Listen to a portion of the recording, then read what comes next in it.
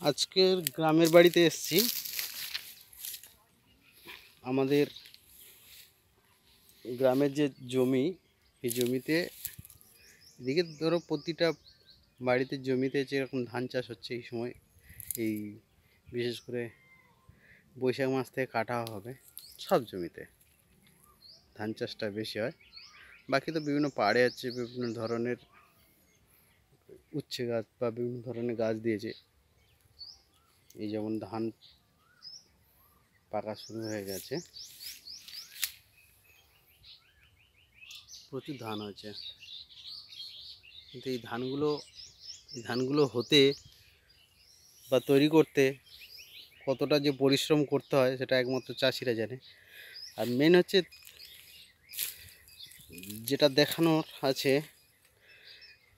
এইটা হচ্ছে, এই যে আছে, এটা হচ্ছে আমাদের পাড়। ভালো করে দেখালেই বুঝতে হবে এইটা হচ্ছে আমাদের পাড়। এখানে হচ্ছে ওই যে ধান আমাদের যেটা হয়েছে তার সাথে সাথে লঙ্কা অলরেডি তোলা হয়ে গেছে, এবং বাকিগুলো লঙ্কা কতটা হয়ে আছে সেটা দেখাচ্ছি আমি ওইটা দিয়ে। এই হচ্ছে আমাদের লঙ্কা পাড়। এবার লঙ্কাগুলো অলরেডি হচ্ছে বিক্রি হয়ে গেছে, এখন আবার ফুল ধরেছে। এই যে অলরেডি কিছু লঙ্কা হচ্ছে, শুরু হয়েছে, হয়তো দেখা যাচ্ছে, ভালো করে বুঝতে পারছি না, রোদ তো। আমি পাড়ে এসছি, মানে এই যে আমাদের ধান গাছ, ধানও পাকা শুরু হয়ে গেছে, আর কিছুদিন বাদে কাটা হবে। তার সাথে সাথে লঙ্কা দু তিনবার বিক্রি হয়ে গেছে, এখনও পর্যন্ত এই বৃষ্টিটা হওয়াতে আবার ফুল ধরা শুরু হয়ে গেছে। এই হচ্ছে আমাদের লঙ্কা গাছ। উপর থেকে বোঝা যাবে না যে কতটা লঙ্কা ধরেছে, কিন্তু এই যে পাড় ধরে ধরে লঙ্কা আছে, কিন্তু নিচ থেকে যদি দেখা যায় তাহলে যে অনেকটা বোঝা যাবে। যেমন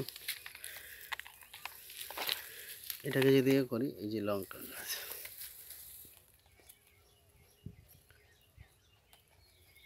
এই লঙ্কাগুলো পাকানো হচ্ছে।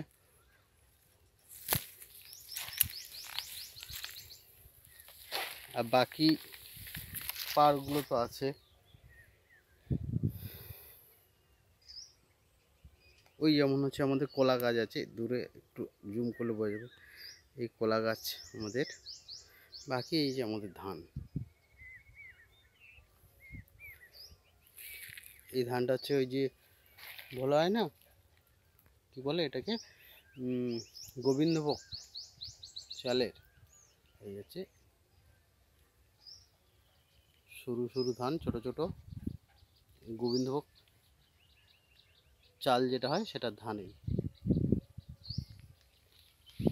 আর সাথে এই পাড়ে হচ্ছে লঙ্কা। কেমন লাগলো ছোট্ট আমাদের চাষের জমি,